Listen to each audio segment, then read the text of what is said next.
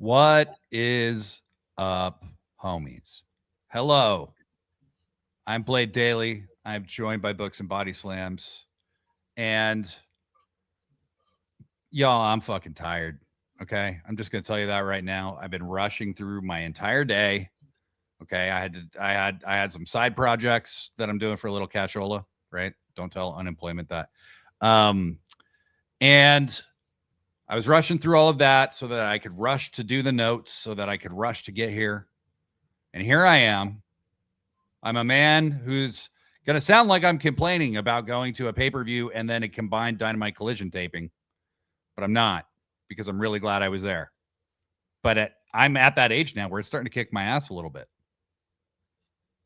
I kind of feel like I forced you into it today. You didn't. I was going to do the show. I was going to do the show no matter what. But I was like, it's man. I mean, I did a show Monday with Degree, and we reviewed Dynasty, and that was good.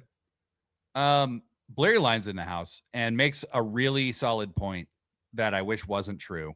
Blade Daly has more TV time on AEW than Britt Baker, Keith Lee, Wardlow, Jay White, and Samoa Joe have had in 2026. I mean, to that point, though, some of them are injured or, two almost died from health complications. I mean, still technically true, though, right? It's still technically true. Yeah. What can I say? AEW loves me, baby.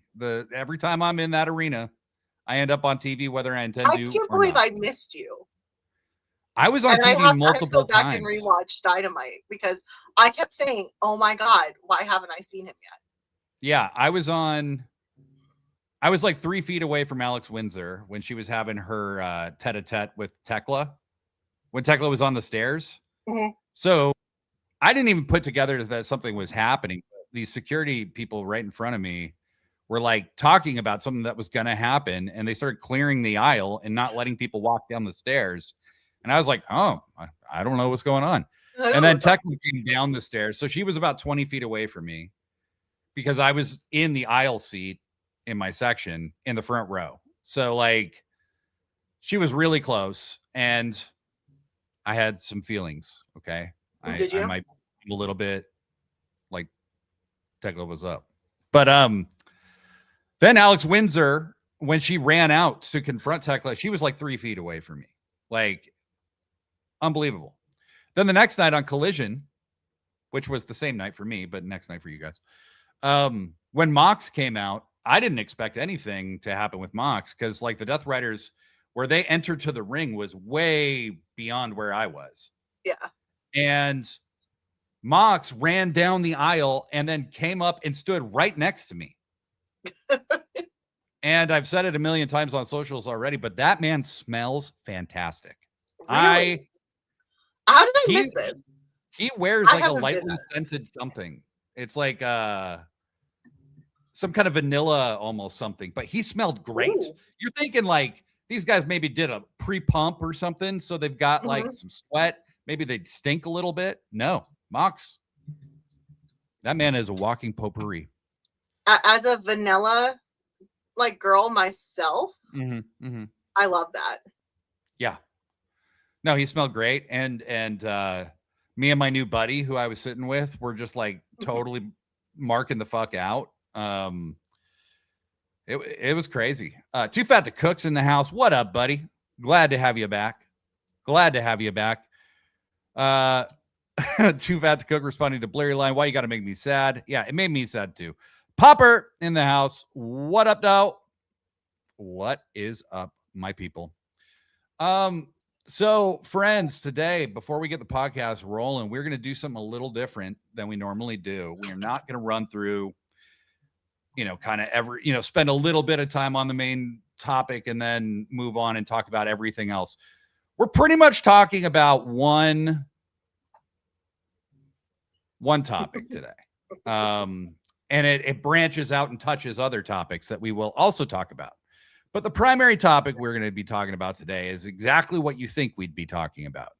And that is our little elfin friend, Darby Allin, winning the AEW Men's World Title in Everett, Washington. Unbelievable shit. I would call him, so Bleary said Vanilla Baby John Moxley. I would call him Vanilla Bean Baby John. Oh, that's a good scent. Like Vanilla Bean is underrated in terms of being like a good scent. That shit is good. That's actually my perfume right now is Vanilla Bean. Nice. Vanilla I have a Vanilla Bean, like what do they call that shit? Cologne? What are things called? Not cologne. No, I don't buy cologne. I'm not a cologne guy. I do wear deodorant and stuff, but like I kind of leave it at that. But again, being around Moxley was like kind of made me rethink. It's all about the layering. You have to, and it comes down from like the shower to the scent layering afterwards. Wow, scent layering. We're talking about scent layering on this show, folks. Yeah, Bleary, I would imagine that as well, that he would smell like wooden or leathery, and not leathery like, Iggy Pop in a skin suit kind of leather, like, where he's just old and like that man, like soap leather smell. Like I just came out of a shop, because he looks like that kind of guy, but no, that is not what he smells like. And honestly, it just made me, I already got it, but it really made me get Renee's love of this man. Like I would have smelled his neck if he let me, but he would have kicked my ass. That is a very large man, by the way. John Moxley. If you've never been near him, large. He's tall. He's very large. Yeah. Blurry line. To be fair, I've been to wrestling shows. Fans do need to learn about scent layering. Fans need to learn about scent in general. Like that it's something that not only you smell. Yeah. When are the Death Riders turning on Mox? Final Destination says, I think I'm interested in that. I'm interested in that because I had predicted it long ago. I had predicted it shortly after All In. It felt like, and then after that, it was like, okay, maybe Darby will be the linchpin to have the Death Riders turn. And now I'm really confused. If Will Ospreay and Mox are being split apart, like they're done with each other for now, I don't think it's going to happen soon. It's not going to happen like in the next month, I don't think. But if you think you can see what's coming with AEW right now, friends, you're just wrong. You're just wrong. I've given up because like Tony Khan has really proven, like, especially the last like couple months, he is like 3 steps ahead of the game. Mm-hmm. And it's just like, I'm going to do what I want to do. Yeah. Blurry line, great point. Maybe they wanted to turn on him ages ago, but he smells too nice and they changed their minds. Honestly, after smelling it, I have to concur. That could be what happened. Smelling good is an underrated thing. If you smell good, people want to be near you. Like he was standing near me and, he's got the Mox music going, that Death Riders music. And I'm kind of like grooving out, forgetting that I was on camera. And so on Collision, you can watch me white man, old man dance right next to John Moxley. And, but that smell happened. And then I was like, in the distance, I kind of heard a saxophone, just because it just felt very smooth. And so the smoothness started coming through. And in my mind, I don't think there was really a saxophone. I think I just started hearing one because you heard it yourself. I was just starting to get so. You were kind of, the scent was getting to you. I was moxed.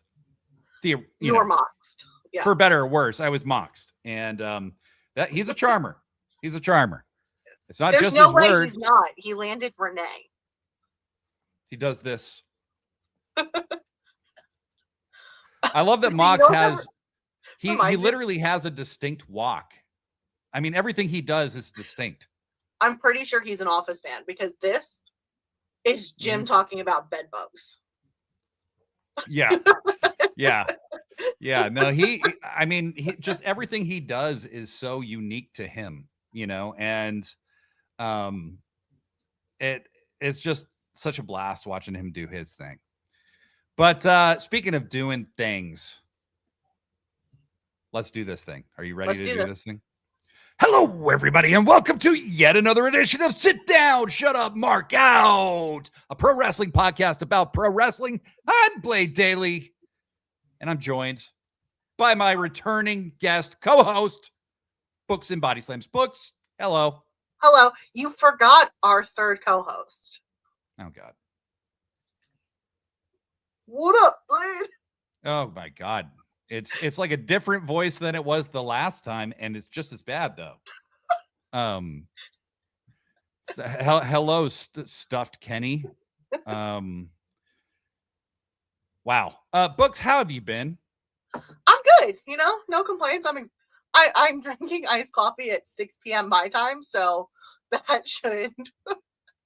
And did you not tape a podcast last night as well? Oh, I did. I was drinking coffee at 11 p.m. last night to stay awake. Wow. Wow.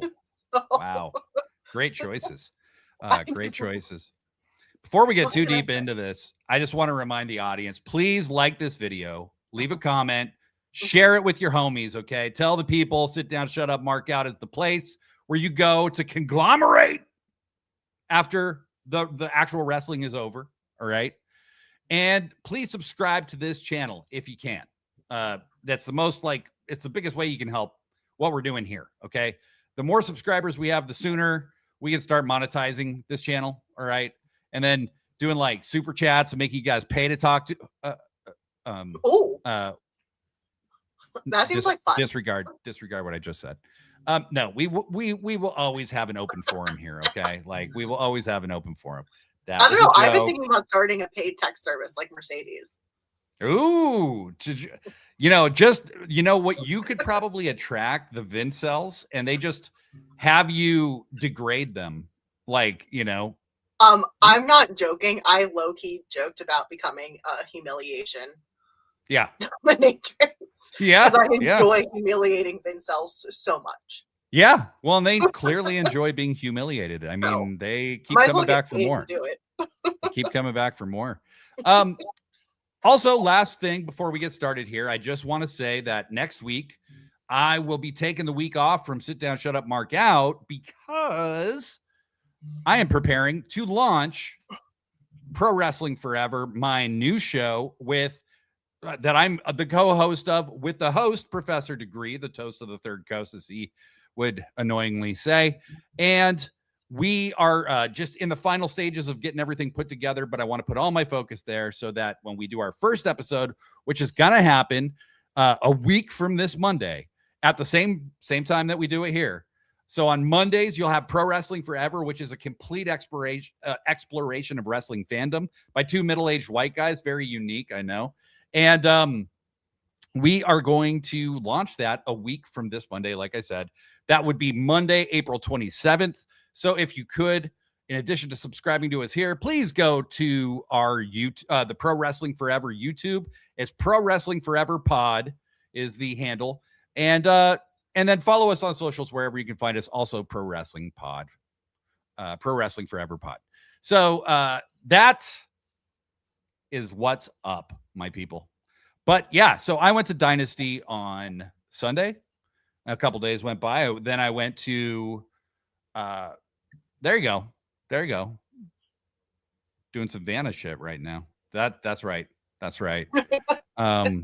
Yeah, Blurry Line very correctly points out, and I agree. Middle-aged white men are such an underserved demographic. It's about time someone catered to that niche. It's such an underserved. Yeah, and sometimes I wonder myself, what would a middle-aged white guy think about this? And then I just ask myself because that's what I am. So yes, so I am old and going to these AEW shows, two huge shows, a pay-per-view, and then I went to a combined Dynamite and Collision taping that was probably only an hour shorter than the pay-per-view. Okay. And it kicked my ass, but what a wonderful ass kicking it was. Books. How are you awake? My question, because I'm younger than you, and that I would be sleeping. I was a zombie yesterday. Okay. And I was a zombie on Monday when I did tape that that review of Dynasty with Degree, which you can listen to on our channel anywhere you want. I saw it. I'm gonna listen to it next. Oh, thank you, Books. Thank you, Books. Instead of watching the Hornets play. Oh, nice. How are the Hornets doing this year? We're in the next round of the pre-playoffs or something. I don't know. All I know is my favorite player from UNC is now on the Hornets. Okay. So I'm very happy. Okay. All right. That's just like keeping it in the family kind of thing, huh? Yeah. Well, for Dynasty, I went with my best friend, Matt. We went and we had a great time together in Vancouver. For Dynamite, I went alone, solo, mono, but not facing anybody. Anyway, so I went, and when you do this kind of stuff, you don't know what it's going to be like. Like, am I going to be sitting in front or behind a gigantic person?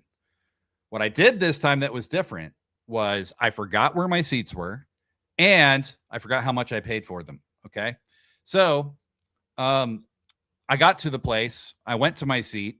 I'm in the front row of the elevated section. Okay. And sitting right next to me is this guy. Shout out to BJ. This guy ended up becoming a good buddy of mine just over the course of the evening because we were just geeking the fuck out over AEW together the entire night. Like, that's amazing. Yeah. Yeah. It's one of those just great wrestling moments where it's just, you run into somebody who's as big of a dork as you. And so shout out to BJ. You're a rad dude. And what I would do is I would go buy merch, bring it back, show him what I got, and then he'd get jealous and go buy the same thing. So it was pretty fun. So you gave him merch FOMO. I did. So he had shit that I wish I had. Like, he had the Bryan Danielson jacket that I never got. But I went the jacket that I will be paying overpriced for secondhand. Probably, yeah. I went and bought a Bandito mask. Oh. And I bought the Most Wanted poster of Bandito signed. And do you have it up yet? I haven't put it up, but I did put it in a frame already. Look at you. Yeah, so I'll be putting that up later today. And then after Dynamite was over, I got I need to buy more. So I got up and I went and bought a Darby shirt because duh. And I bought it's for the Sickos shirt, the barbed wire one. Mm-hmm. I mean, that's a great shirt. Yeah, it is. I have the one from Blood and Guts that says Sickos, and probably one of my favorite shirts ever. Yeah. No, it's really good. There was that first one that they put out when they were in Philly. That's a direct copy of an ECW shirt. And then they put out an updated one that said it's for the Sickos on the back. And I'm like, what's funny? I think on Whatnot, Mr. Books just got me the Philly one. Oh, nice. Yeah. Okay. Fantastic. Skewer Universe podcast in the house. What up, buddy? Good to have you with us. We were just talking about the underserved demographic of middle-aged white men and, how we should really consider them more in our programming. So yeah, I ended up sitting next to this cool dude. I got a bunch of cool merch. AEW kind of took a piece of my ass financially, but damn it, AEW can have my ass whenever you want. Well, again, it's time for AEW to have an affiliate program and start paying us for all the money, time, and effort we put into this company. Mm-hmm. But I digress. Yes, and eventually, I'm going to take y'all on a little tour of my wrestling room. Okay, I have a room dedicated solely to pro wrestling in my home. Okay, because I'm determined to be single for the rest of my life.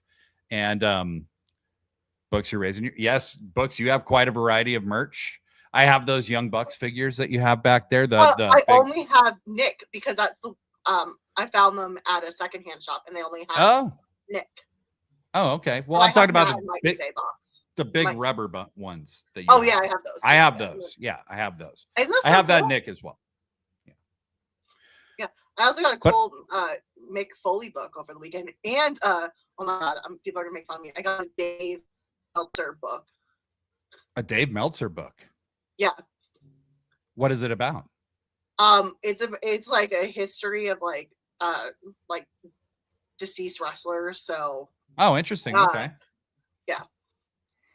I think take a picture and I'll post it because it was kind of cool. Like some people have history for me. yeah, totally. But Dave Meltzer's a great resource for stuff like that. Like Dave, not like his modern day opinions, but he's very weird about women's wrestling, and he's very not in the breaking news business anymore, and he should stay away from it because he's been wrong a lot. Like let Sean Ross Sapp deal with that shit, and then you be the historical perspective. Much in the same way people would say like Jim Cornette's a great historian. It sucks that he's such an asshole. Dave isn't an asshole like that, and he's a great historian. So he's very much worth it for that. I subscribed to the Observer for a very long time, and Brian Alvarez drove me away. Sorry. I know some people who are friends with him, but Brian, you're a miserable fuck. Okay.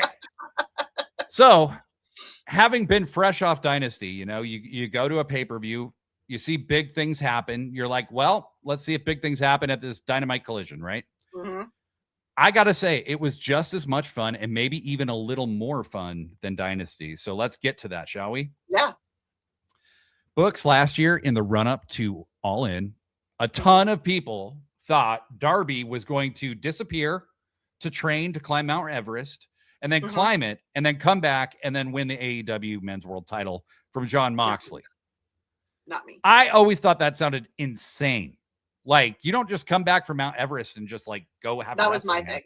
Not after the work Hangman was doing. Right. And so I think that they made the correct call to have Darby factor into the match, but not, be in the match, So, he came back to make his presence known.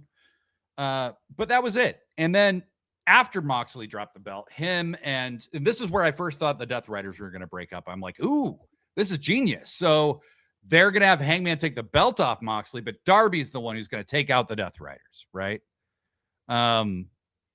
Insane. And so that seemed like a really sensible plan. No. Darby did beat Mox a couple times. I think a couple times. Maybe at least once. They had some really gross matches against each other. Okay. Claudio press slammed him from the ring onto a table at one point. And Mox and Darby, he was drowning Darby in a fish tank at one point. I was like, if that fish tank breaks, you're both going to get cut so bad. These two are psychos, and they should be kept away from each other, is what I've realized, because they will kill each other and then themselves. Then Darb's, after the Mox thing, Darb's got a bit sidelined with like Gabe Kidd. Then it kind of felt like he was doing side quests for a while with the other Death Riders. And then he just kind of seemed like he was on ice, maybe, just not, not on. My cousin Tony's in the chat. Blade, did you see that match? It was good. Oh, Tony. Okay. Anyway. All right. So then it seemed like he was kind of on ice. And then a few weeks before Dynasty, just kind of randomly, Darby starts calling out MJF and saying he's coming for the belt. Well, this is while Kenny is also coming for the belt. This is while Swerve was in the running, at least, to be considered for the belt. This is when they're talking about Andrade being in the running for the belt. And MJF makes this deal with Darby that essentially if he can beat his chosen member of the Don Callis family, that Darby will get a world title shot. Now, that was my one complaint about this whole thing, is MJF made the stipulation that's already a post-Kenny stipulation. And even though Kenny said he would honor the stipulation, I'm like, yeah, but still, like, MJF making the deal kind of, you usually have the guy who makes the deal finish the deal. You know what I mean? That's just wrestling 101 shit. So I felt like that was a bit of a spoiler, but they still ended up making me feel like Kenny was going to win, and then he didn't, and then my hopes were crushed, and I was deflated and ruined as a human being for several days after that. Books, you? Were you, though, Mr. I Love Dawn 67? Talking to me? Yeah. I mean, yeah, I love Dawn, but I mean, that doesn't mean I don't love Kenny. Don didn't even have anything to do with that match. Okay. I was rooting for Kenny against MJF, just hoping he wouldn't be disrespectful to Don afterwards. So I didn't have to root against him, you know? Whew. Slim Pickens in the chat. What's up, buddy? It's been a minute. Glad to see you. Glad to see your name in the chat. Bleary Line says, didn't mind it too much because in the mentality of MJF, he already thinks he's won the match. So wouldn't mind making deals that assume he won. Good point. Fair point. Fair play. It wasn't it wasn't like a huge deal to me either, but I felt like it served as a bit of a spoiler. And so then it was determined that he would face Andrade, who clearly didn't want to face Darby because he wants to challenge MJF too. Then they had a match and Darby beat Andrade. And then Andrade is already turning babyface, kind of, because he shook Darby's hand, did the, hey, this guy, did the point, the Triple H point at him. And then he walked away. To myself, I was like, oh, he Triple H'd him. He Triple H'd him, yeah. And then, so what I didn't hear when I was at Dynasty, they didn't show, was that Renee interviewed Darby during the pay-per-view, and he said, I want whoever wins this match, I want you at Dynamite. Yeah. So I didn't know that they had made that match. And then after I got home hella late, like 2 a.m, what do? Well, I had missed one match, so I made sure to go watch it like a dutiful podcaster, right? Because I don't want to review a show where I didn't see every goddamn minute of that show, which was the Jericho match, which I did go get merch during. But it was a surprisingly solid match. And I see that this Darby thing is happening Wednesday. And then MJF's like, I'm going to turn off all my devices and all that stuff. And I was like, wait a minute. They're doing Darby versus MJF in Everett, which I'm a Washingtonian. I know the difference between Everett and Seattle, okay? Like, Everett is where Darby trained, okay? That is like his actual home base. Yeah. The Buddy Wayne Academy was based in Everett, right? So that was wild, okay? I'm like, that is interesting. That is very interesting. Also, it's WrestleMania week. Even more interesting. If they were going to do something crazy, it would be a Wednesday before WrestleMania. Yeah. So that got me humming. I was like, I think there's a pretty decent chance that Darby could win this. Yeah. Saw a whole bunch of experts saying, don't worry, guys, he's not going to win it. Saw a whole bunch of people saying Darby shouldn't win it. I didn't feel that Darby shouldn't win it, but I definitely felt like they had not explained Darby well enough if he was going to win it. You know what I mean? Like, I don't know Darby well enough. What I do know is that he's crazy, that he will die for AEW, that he put a flag on Mount Everest, that he climbed Mount Everest. I know that he climbed Mount Everest. I know that he climbed Mount Everest as well. And then I've watched him just do a ton of crazy shit over the years, right? You also know he's Gumby. Also, he climbed Mount Everest. Did you hear that? I said he's Gumby. Okay. Oh, I see. Okay. Because you know the green little guy that's like made of rubber? I know who Gumby is. Okay. I'm older. You worried me there for a second. I definitely know who Gumby is. And then his horse Pokey. Did I age myself out? No, I don't really think so. I mean, you're younger than me, so I consider you young. I was worried there for a second. And really, when I look at the analytics of our listenership, they're a little younger than me, but they're around my age-ish. So before we get too deep, let's just see what the people are saying. Slim Pickens says, good to see y'all. Hope the week has treated you guys well. And may I just say congrats to our new champ. Skewered Universe. I think even if Andrade stays a heel, nobody's going to boo him. Nobody's going to boo Andrade. That gimmick is just a babyface gimmick. Love it. The ladies love Andrade. Prairie Line. TK needs to license Smooth by Santana and Rob Thomas for Andrade's baby. Okay. All right. Get out. Leave. Like, I have that song in my head now, Blurry Line, and that's not fair. That's not fair. Scare Glow, Darby squashing MJF totally makes sense. MJF can't handle a match that he doesn't have time to prepare for. And he can't handle being treated the way he treats others. Treat others like they treat you. Great point. I wish I had read that later, but we're getting there. And you're talking about a lot of things that I want to talk about. Okay. This is the main topic of today's show. Yeah. Devil Dinosaur says, I did not catch MJF saying he was going dark. That was on social media after the pay-per-view. So that was like on Instagram. I saw that. Final Destination says, still don't know how I feel about Darby winning. Fair. Tony, my cousin again, in what part of Seattle is Everett in Blades? Is it next to, okay, all right.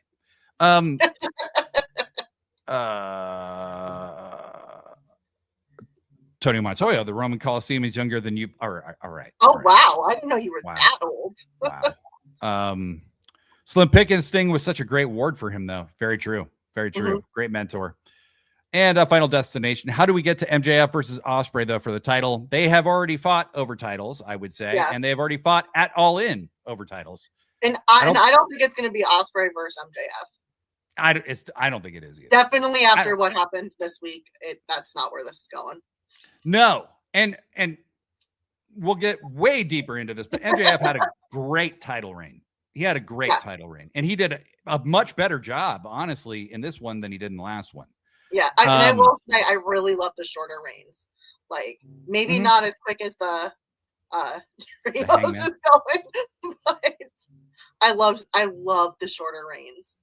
The trios changing hands every time they're defended. I mean, it's also just kind of funny, and I kind of wish they'd keep doing it at this point.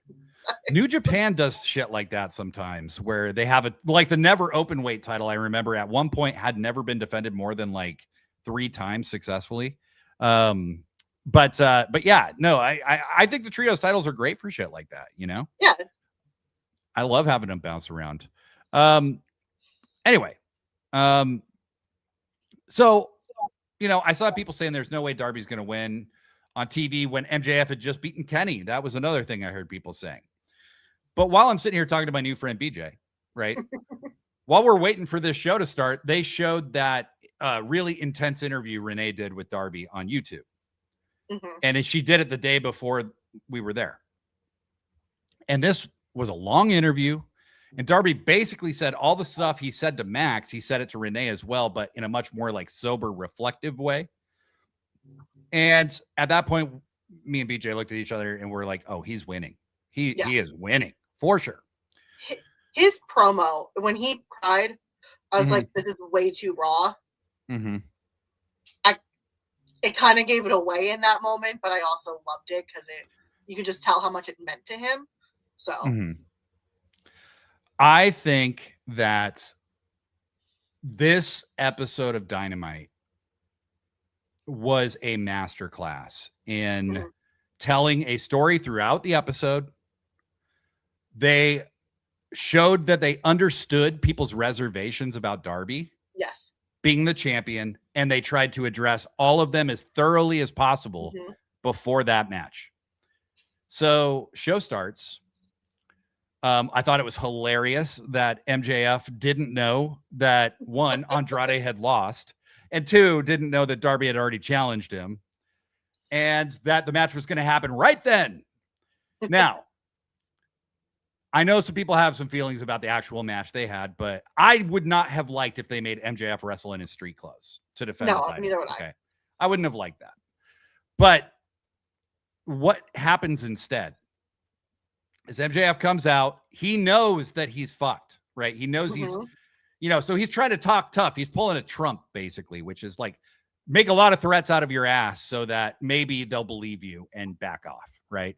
He's like, I'll sue this promotion. I'll sue Aubrey Edwards. I'll sue Darby Allin. I'll sue every goddamn fan in this arena. I'll sue, you know, he threatened Tony a few times.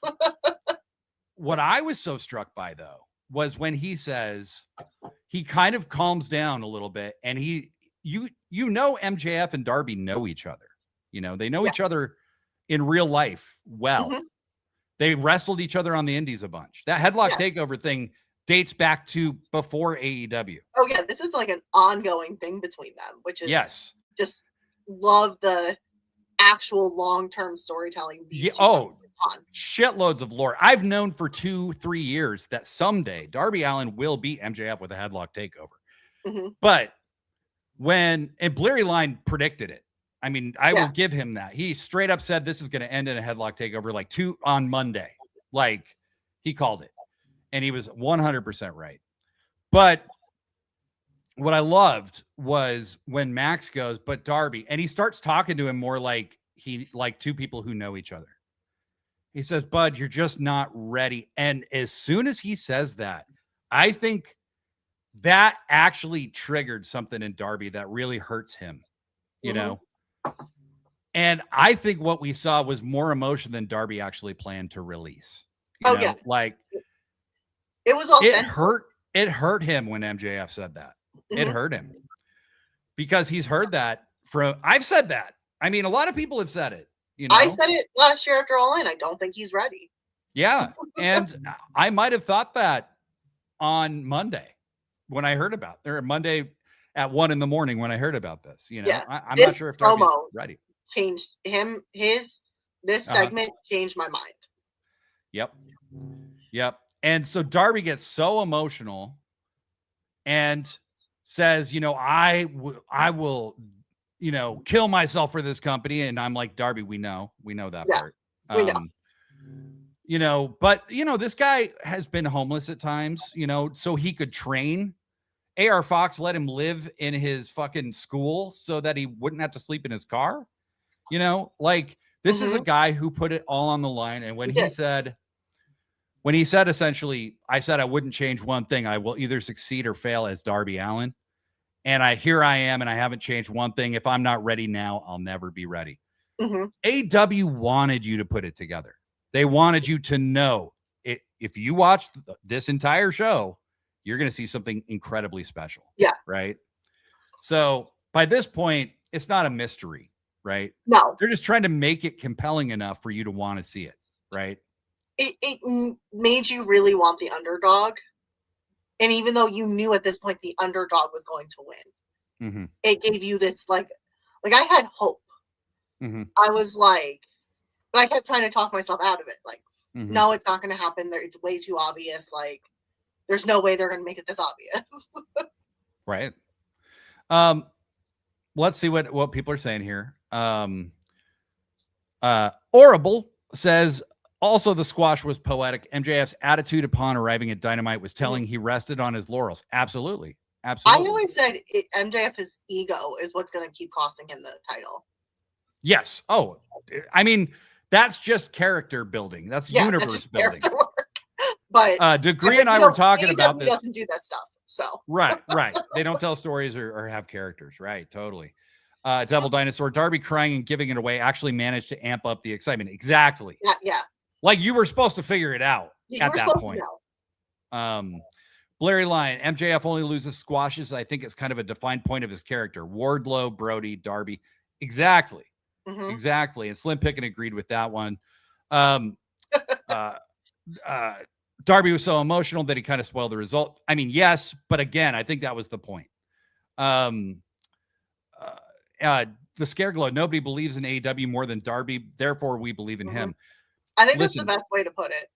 Since this guy got put with Sting, he has been built for us to believe that one day he will be a main eventer. Okay. I'm not sure if it was supposed to happen while Sting was an active competitor, but it's happening now. Yeah.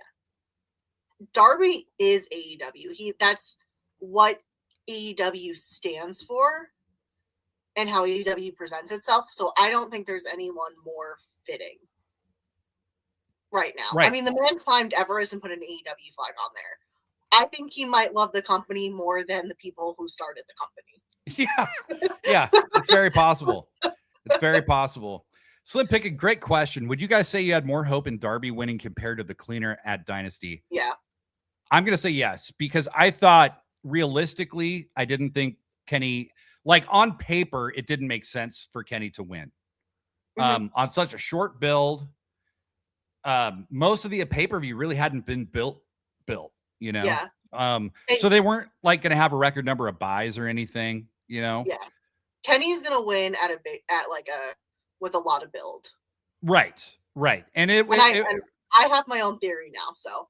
I do as well. Well, Horrible. The devil beat the main character in the God of Pro Wrestling, but he couldn't beat death. At the peak of his arrogance, MJF's loss is the consequence of his hubris. I laughed and clapped so hard. So well said. Yeah. Jesus Christ. That is so well said. My God. RK Rivera, theory time. Dump it on us, buddy. Dump it on us. I want to hear everybody's theories. We'll read all of them. But I'll talk while we wait for more to come in. So yeah, what happened during this show was nothing short of a masterclass in storytelling and build. Yeah.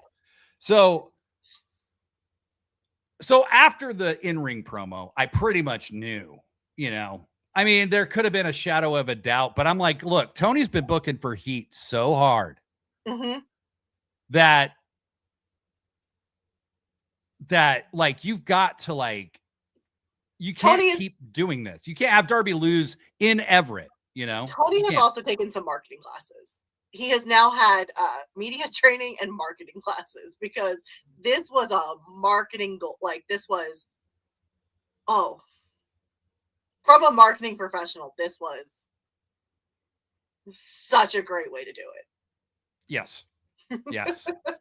And so I think, this was absolutely a way to do a make good, huge feel good moment. Right. And this is where booking for heat is good, right? Because like, everybody wants what they want right in the moment.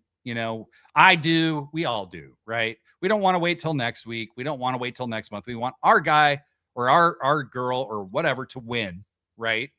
When we want them to win. And this just shows that when you booked for the heat, when you had all the Canadians lose, basically, except Kyle O'Reilly at Dynasty, that there was something in the offing, and it was because there was going to be a huge release very soon. Yeah. So I did see someone say that when Darby was crying, he reminded them of Jesse Pinkman from Breaking Bad, which, if I'm being honest, I have always thought about Darby. Just, it's the way he talks and his size. That's it. He's skinny and he talks kind of like Jesse Pinkman, but I just thought that was funny. Okay. So Darby said at the end of that promo, he's like, so MJF says he's not going to do it. Then Danielson said, I was just told by Tony Khan, he agrees with MJF. He shouldn't have to defend the belt in such a rush, but he's going to give you all the time you need, which is till the end of the show. This will be the main event instead. And we all go ape shit, right? Like, and I know while he's talking, there's no fucking way they're calling this match off, there's no fucking way. Well, so the moment MJF threatened to sue Tony Khan, Tony Khan was like, little shit's right, but it's happening tonight. You don't threaten to sue me. Right. So then Darby says, I'm gonna beat you with a headlock takeover, right? And that was the first time I had doubts, though. I was like, oh, you maybe should not have said that. Let me just say, as a Northwest wrestling fan, okay, when I was a kid, there was no indie wrestling out here at all, okay, because our laws were super regressive towards taxing wrestling events. And so WWE would come out once or twice a year, and that's it. There was nothing. Then it wasn't till like 2015, maybe, that like a company called 321 Battle started going. There was a lucha organization for a little while. They were doing it before the law changed even, and they couldn't charge an admission, so you could only tip them to go watch these people do lucha libre. And then Defy came around in like 2017, and that's where I saw Darby the first time. But as somebody who grew up with no wrestling, being a massive wrestling fan, this was special because it's Bryan Danielson doing the announcement, right? Aubrey Edwards is in the ring, and she's somebody that I saw when her name was Girl Hebner, and Darby Allin. We're all involved in one of the biggest segments in AEW history. I thought that was so insane and special. And then throughout the rest of the show, they do a ton of segments explaining the rise of Darby, his history with MJF. Then leading up to the main event, my God, what the fucking fuck? Okay. That's all I got for you. What the fucking fuck? Darby's talking to Renee. He looks kind of like intense, but almost maybe a little nervous and scared, right? Mm-hmm. And he walks up and he bumps into fucking Sting. It's Sting. White hair. That's what I knew.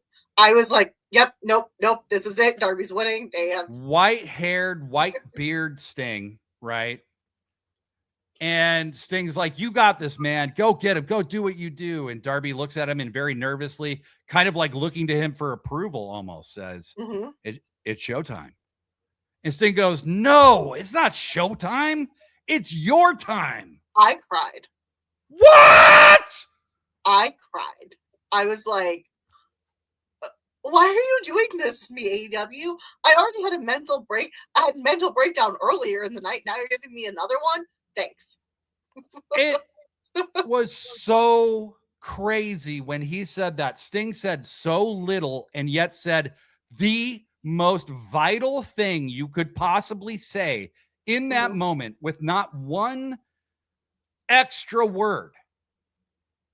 Not one unnecessary vowel was spoken in that entire thing. And when he said, it's not showtime, it's your time. This isn't about me. You're not the next me. You're the first you. Yeah. Sting is the wrestling dad of everyone. Sting is all of our dad. Okay. That we needed, that we wanted, right, to say the thing that we needed to hear. I had tears in my eyes, like seriously. And my dad and I get along great, but like, what an amazing moment. That was so powerful. I got chills explaining that moment, you know, like, God damn, man, that's just real shit that just, you could take something so real from that, you know? And the building was going nuts when he said that, you know? So there's nothing left to do. Darby's music hits. We're clapping in time. Darby, Darby, Darby. MJF comes out looking so smug, but he's shitting himself and you know it, right? Oh, yeah. Bell rings. Darby turns her back to hand the belt off. MJF kicks Darby in the nuts. And he walks around kind of gloating for a second. He turns around. Darby pushes him. He almost runs into Aubrey. Then he turns around and Darby kicks him in the nuts. Then he hits a scorpion death drop. I'm like, whoa, we're starting kind of fast. Then he hits a fucking coffin drop. I'm like, wait a minute. Then he hits another coffin drop. I'm like, whoa, another coffin drop. What? You missed a post, Darby. Then he hits another coffin drop from the post he missed. And then he just headlock takeovers him and pins him. Yep. MJ should not have said he wasn't ready. Holy fire. Fucking shit. There are times in wrestling where you want to see that classic, you know, you want to see that Kenny Omega match. You want to see that 45-minute masterpiece. This did not need to be a 45-minute masterpiece. No. Okay. MJF got himself in too fucking deep. Darby outsmarted him finally. Because MJF's outsmarted Darby a bunch of times. Yeah. Okay. And Darby, when he kicked him in the nuts and he created his own distraction and kicked him in the nuts, he showed like, I got you tonight. You're done. This is over for you. What'd you think in that moment, Books? I believe I said holy shit twice in two different thread posts because I knew he was winning. Sting, the authentic emotion, I knew he was winning.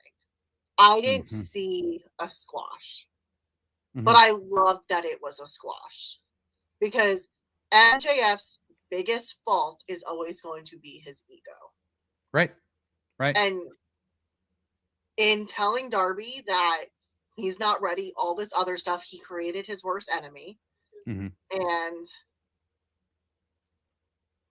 he had it was perfect. And then I can't even talk about what happened next because I was just crying at that point.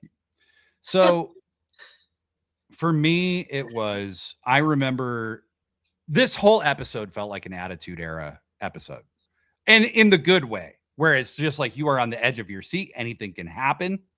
You got to be paying attention. Not in a creepy way. And you got to be paying attention. And you want to be paying attention because they started the episode off so crazy that you know something huge, at least one huge thing is going to happen for sure. And maybe a lot more, right? And so when this match kicked off, you know, I had no idea what would happen.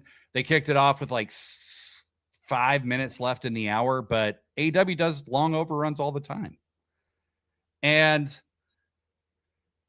when Darby won, we were all like, I looked at the BJ sitting next to me and I knew my eyes were just gigantic, and we stood and I'm screaming so loud I can't even hear noise. Like I don't even know if I was making sound. Like it was so crazy to be in that building. The roof could have literally come off that place, seriously. And Darby, you know, the entire babyface locker room empties. That was so cool seeing the Outrunners come out. The Bucks came out. When the Bucks hugged him, I died. I was like, because you know this was a conversation I had with Bucks, Kenny, Tony about it's Darby's time, and like it just them coming out and hugging him was just like they know how much this man loves this company. Yes. And then Brody was the first person out.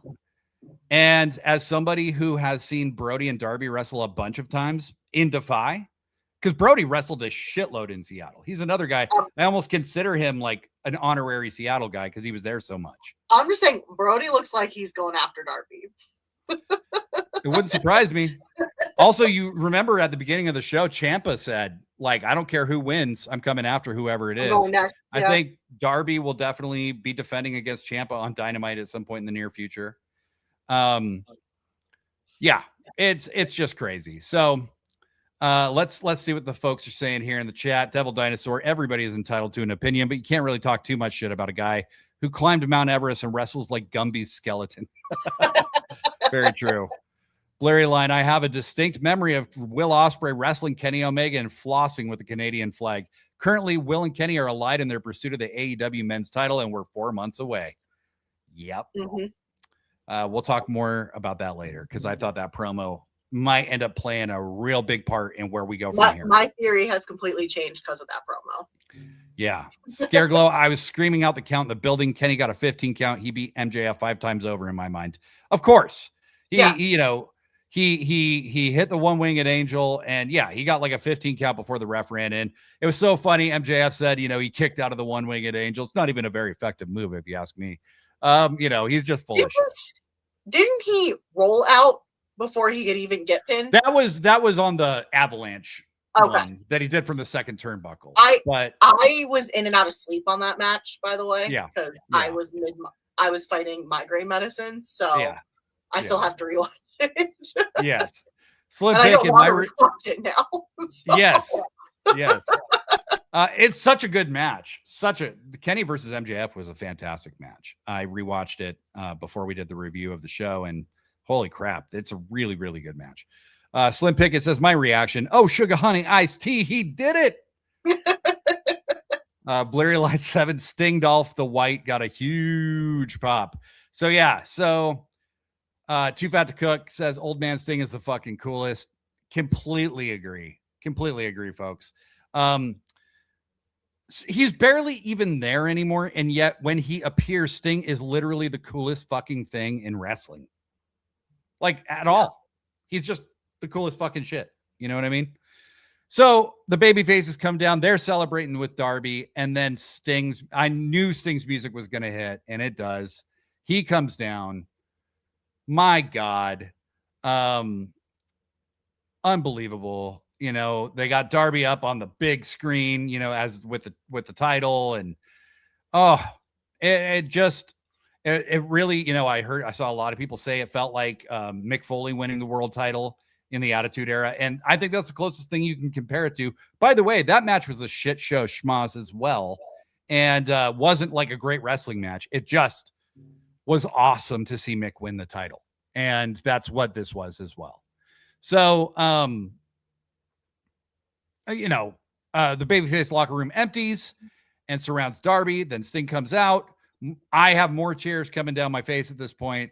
Darby's about to cut a promo, and then the feed ends on the show. Everybody immediately starts texting me and hitting me up in the Discord going, what did he say? And I just happened to film it. It's 30 seconds long, and it's literally him going, thank you all. But hey, we got a show to do, so please stick around for the people that are going to wrestle. They need you. And then he left. Real locker room leader shit. Really cool. And the Bucks just stay in the ring, and they have the next match, right? So, yeah, Slim Pick'n, I was there live. Holy shit. And there's all kinds of more shit that can happen because Blair Line reminds us they have a named collision coming up soon. Yes. Unbelievable stuff. K Rivera, Sting is a benchmark for what every legend should aspire to be. No whiny podcasting garbage, just old man cool. Exactly. Leave the whiny podcast garbage to me. That's what I'm here to do. Like that's what I'm here for. Sting, you got bigger shit to do. So then there was the reaction that I saw that night, and then there was the reaction that followed the next day.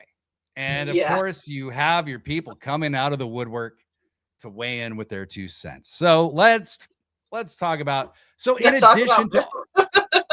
addition to all the people that thought it was awesome, which I would say was the vast majority. I think the vast majority were way into it.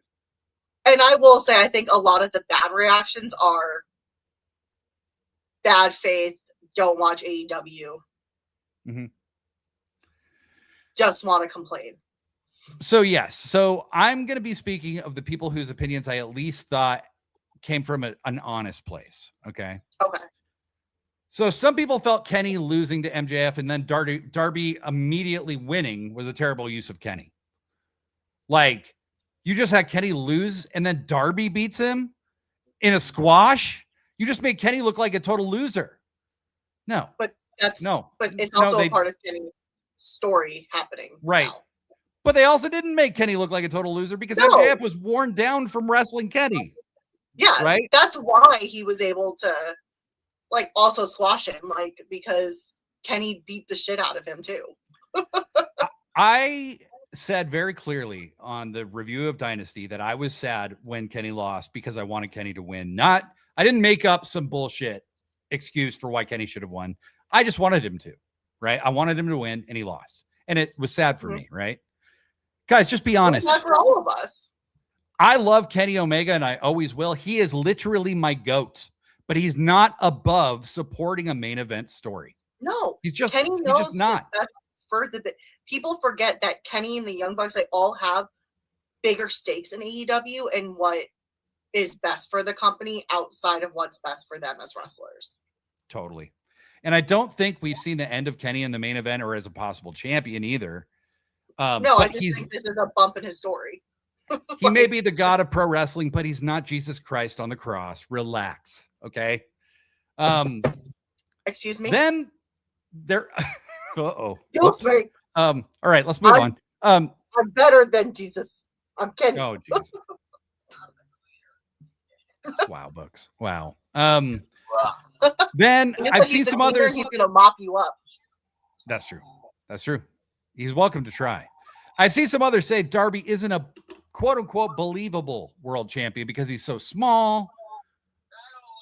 To those people, even if they're coming from a good place with it, I'm sorry, but fuck yourselves. Okay. Like if Rey Mysterio was a believable world champion, Darby is easily a believable world champion. Like, he's kind of like, there's a lot of like, while CM Punk may have height, they're built kind of similarly. Yeah. Oh yeah. But CM Punk is believable. Right. Right. It's you know, it's they said the same thing about Bret Hart. They said the same thing about Shawn Michaels. They said, and those guys are huge compared to CM Punk. Those guys were bigger than him. And CM Punk's much bigger than Darby and whatever. But CM Punk was also one of the, you know, these same people who love CM Punk are saying Darby's not believable, right? Okay. Blurry Line says the only reservation I have is that whilst I'm very happy with what they did from a character and TV perspective, Darby is a human being outside the ring. has some baggage that is now getting some spotlighting and more attention on it. That was always going to happen. And, you know, something that I am just going to say is I'm not saying anything about what Darby did or didn't do or any of those things because I don't know. And the thing is, no one ever will. It's not possible to know definitively one way or the other. But I can only say that during the time that, you know, people have made some pretty serious allegations against Darby, they were made against others in AEW, and those people were fired. Darby wasn't shit at the time. Like, he wasn't a main event guy. Anything. He wasn't with Sting. There hadn't been a ton of mileage put into him as a character. I'm not saying that exonerates him, but they did say they looked into it. That's all I know for sure. Okay. If more comes out later, go ahead. And I look at too, like what his ex-wife has said, and that they're still very close. And just sometimes people clash, and it's unhealthy and toxic together. And that's not excusing anything that he did, but he was also very young, and I think he grew up. I think he's been honest about going to therapy and getting help, and I think that kind of makes a difference, is that he's willing to acknowledge what he did and sought help. And not everyone does that. Yeah, and I'm a little bit more willing to forgive him than I am some other people, because seeking help and acknowledging is if there were a laundry list of people coming out of the woodwork to say shit about him, that'd be a different thing, right? Like, there isn't that I'm aware of. So, you know, it does put a spotlight on that, but it always was going to. It doesn't matter when it happened. You might as well just do it and have it be done, you know. And Darby, to my knowledge, has never spoken about it. So has never spoken about it, other than it's been alluded to that he has sought help. So right. So I don't know what type of guy he is. I'm not vouching for anything. I don't, I've learned my lesson with all of that. You don't vouch for people you don't know, But as it stands with what I know, I'm excited. I think some fresh blood in the main event scene is really, really good. Darby, who's he gonna first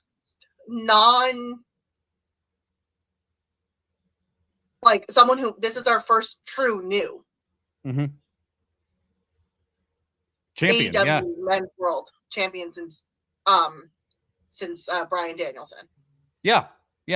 When he lost it to Swerve, or when he won it from Swerve, and Swerve, was also a new champion. But I mean, it's pretty much revolved around Mox and Hangman and Joe, and kind of the same cast of characters for a while. Yeah, it was time to put it on New Blood. Yep. And there's a whole bunch of opponents for Darby now. So Blurry Line is about honoring and promoting loyalty, which is Darby. MJF is who he is, but MJF has also been a very loyal person, right? So it was like for putting the championship from one extremely loyal company man to another. And make no mistake, Darby is over as fuck. Like, it's not just in my hometown. There is a reason there is so much Darby merch. There is a reason that they made like 7 Darby action figures. Even though he also like him, like kids love him. Like, a lot of people love Darby. He is very much over. Every single kid I saw, Blood and Guts, had Darby face mask paint on or were in Darby merch. Yeah. So it's like this guy he makes a lot of money for the company, period. Yeah. And he gets a lot of notoriety too, outside of wrestling for the crazy shit he does. So he's brought a lot of attention to AEW through various different ways. So let's see. Let's see what others are saying. RK Rivera says, I got like 4 Darby action figures. I'm not proud of it, but I kind of am. I do too. I collect the toys, man. I have so many fucking toys. It's wild. I need to branch out of my elite collecting. Right. The Scareglow says, look at MMA, steroided out guys get worked by smaller guys. Absolutely. Happens all the time. It's wrestling. A real fight. It's not about how big you are. It's about how you move, how you navigate a ring. Big Ad says, hi guys. Hi guys. Yeah. So I think that there's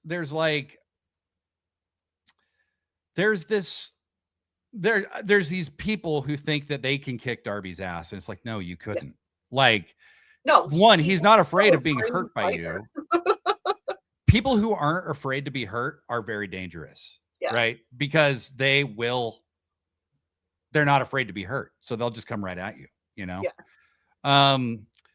Yeah, guys, we're having some action figure talk in the chat here, and guys, I have 400 wrestling figures right now. It's wild. I actually don't know how many I have. I have many. I have 11. And maybe I should be embarrassed, but I'm not. So the last thing was that I saw people kind of like with the Kenny thing saying, I've also, that this was a massive misuse of MJF. I also think that's bullshit. This rivalry goes back years in AEW alone, far longer on the indies. Darby's been a huge supporting piece in building MJF. You know what I mean? He played a huge role in the build of MJF. And so it's right for Max to return the favor. Yeah. And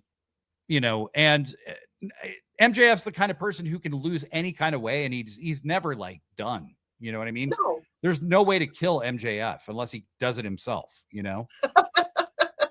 MJF somehow came back from that weird promo with Jeff Jarrett, so I'm not concerned about MJF. Always never in the chat. What's up, buddy? The way Darby won was beautiful. That shit was art. I almost cried. Last time was Hangman unlocking the briefcase. I did cry. And when Swerve beat Samoa Joe. And then RK Rivera, I agree. MJF is our Ric Flair. He is, he's like the nature boy. Tony Mighty Mouse fought at 125 pounds in an open weight competition. He tapped out the 280-pound heavy. All right. And then Too Fat to Cook. MJF has been crashing out on how it is a misuse. Crashing out. MJF is the best MJF. Yes, it is. He just called like it the man is better chasing the championship. There are just sometimes the fallout or the build is better than the where they shine. He called it the Seattle screw job, which I hope catches on. Honestly, I'm gonna start calling it that. That's hilarious. Yeah. MJF's done such a great job. I think this was a much better title run, honestly. But some people think so much of him that they kind of throw a fit anytime he's not the champ or if he has to lose. He's had a great reign. He did a great job. Yeah. And if anything, he was heavily protected with the circumstances of the angle, Yeah. He just wrestled a 45-minute match with Kenny Omega 3 days before. He didn't know that he had to wrestle, So if anything, I think it helped MJF a lot to lose in a squash, sure, but in a squash that was very the circumstances were not in his favor. You know what I mean? So outside of the arena being there myself, this very much felt like Mick Foley winning the world championship on Raw. There were plenty of people at the time, they would all pretend they weren't now, but there were plenty of people then who said it was a terrible business decision for WWF to make, and we've seen how that played out. They were wrong. The world championships are important and should be protected, but I think it's okay for them to move around. AEW needs new blood in the world title picture, Look at how boring it gets when the same 4 people are doing the same 4 matches over and over and over again. We don't want random celebrities showing up to make things interesting. Oh my God, great point. And if Darby isn't one of your faves, that's okay, but he is massively over from the beginning. Like I said, having Sting as his mentor was designed to build him up to be a top guy. Yeah. And again, doing this on Dynamite immediately makes it feel like anything can happen on Dynamite, and it makes next week feel like a must-watch experience. Yeah. And if title changes are always held off to a pay-per-view, what's the point of watching the weekly shows? Right? Yeah, it becomes like repetitive, and you kind of are just like, well, if I miss it, I miss it. Now it's going to be, well, I don't want to miss it. Mm-hmm. Also, I do need to point out, between Swerve, Bryan Danielson, and Darby, Seattle area might have the most AEW men's world champions so far. I could be wrong, but to me, again, as someone who grew up with zero local wrestling, that's pretty fucking cool to have 3 like Washingtonians as men's world champion. What a lineage. Pretty dope, right? Swerve, Danielson, and Darby, like wild. And we still got Nick Wayne someday. Yeah. I think in that match he had with Mox, he showed it. It might be sooner than later. Let's see what we got in the chat. 2025 MJF versus 2026 MJF is literally a different person. 100%. He was so fucking bad and lazy for most of 2025 and became the best version of himself for 2026. Completely agree. Mm-hmm. I think that Max, he just didn't seem like he was all the way there in 2025, because he wasn't. He had movies to promote. He had other shit going on. Yeah. You know? His mind was elsewhere, and that's okay. Yeah. And I mean, it did come across lazy at times. You know, I get that. Yeah. Always never crash out MJF is only typed by determined and angry MJF. Agreed. Yes. The Scare Glow, bad faith arguments from Fed heads. It's not Darby's fault. WrestleMania is hot garbage. Buddy, we got something coming just up that alley here in a few minutes. Slim Pickin says the obvious thing. He'll get it back at some point, no question. Yeah. MJF will probably have more title reigns than anybody else. Yeah, he's also only 30, which I think people forget. Like, this kid is young in like wrestling. Like, and to already hold it twice. Yeah, and he's younger than Darby. Darby's 33. Like, Darby will probably be champ this time and maybe one other twice else. Yeah, if he's ever champion again. Yeah. This could just be the thing to cement his legacy, you know?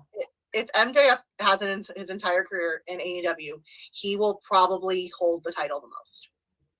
Yeah, him or Hangman. Yeah. Yep. Tony, MJH has more natural talent than Ric Flair. There, I said it. Okay. I think you just typed H by accident. Tony, I agree with you, cousin. That's a good take. For once. I was waiting for something crazy. Yeah, exactly.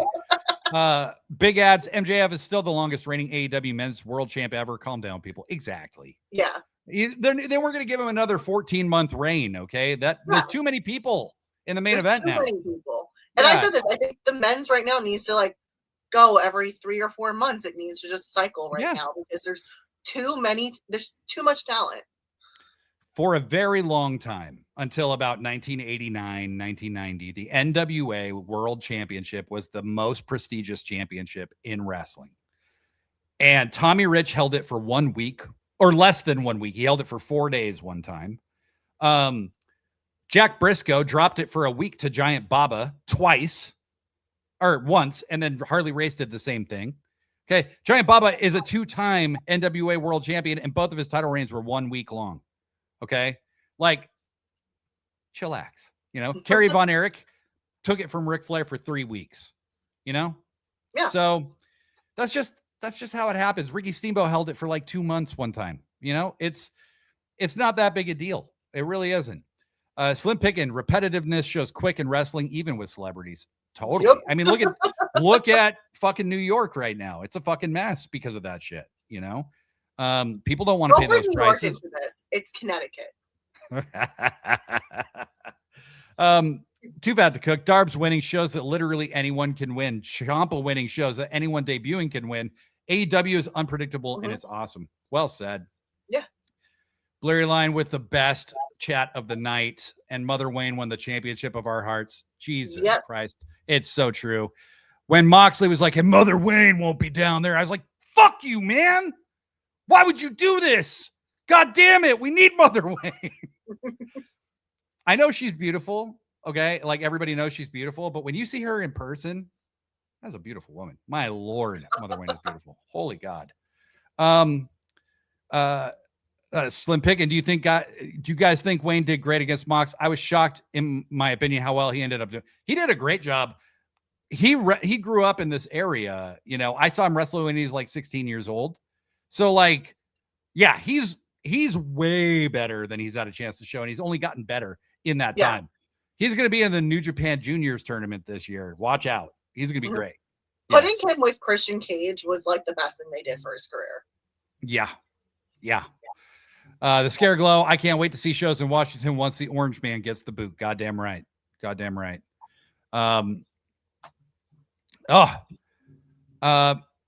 RK Rivera, Nick Wayne really showed something in that Mox match. That's the future champ. Yes. Agreed. I mean, Nick Wayne could train a lot of the people who are in NXT. His dad is Buddy Wayne. So like the kid he's known how to wrestle since he's like 8 years old. Like unbelievable. He's kind of like a Brody Lee Jr. Yes. Always never. I saw Mother Wayne at the ROH taping. I only regret she stopped wearing the glasses. Sigh. Ooh. Always never is a nerdy librarian guy. I get it. Okay.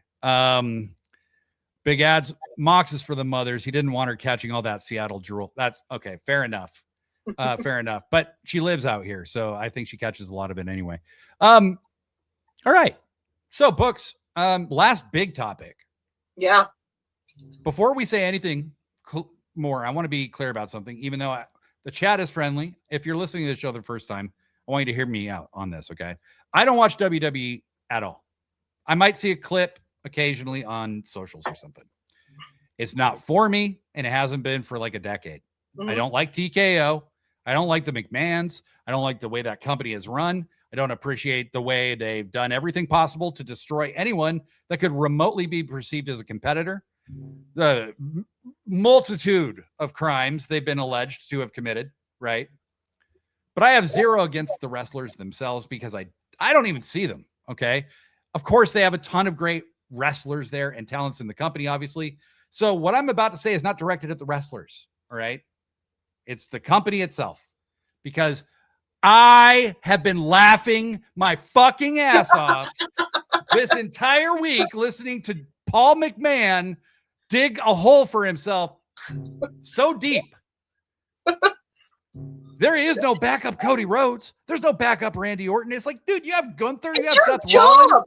It's your job as a booker, as the creative head, to build talent, to build the backup roster. What the?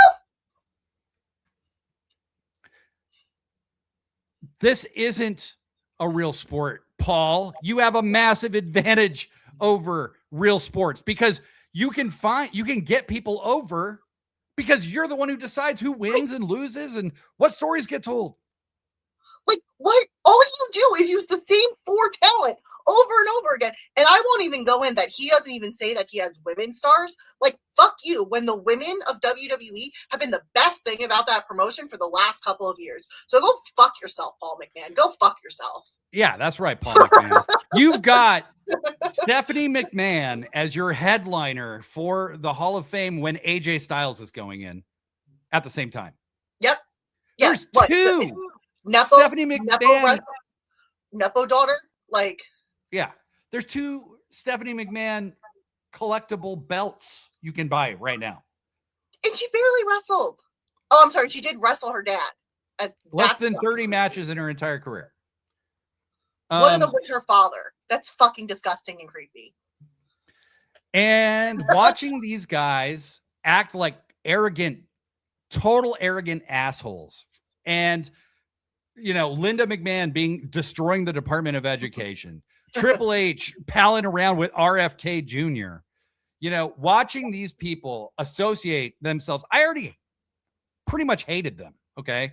But watching them associate themselves with the lowest forms of life on this earth really confirmed everything that might have sounded a little crazy for me to say a few years before that. Right.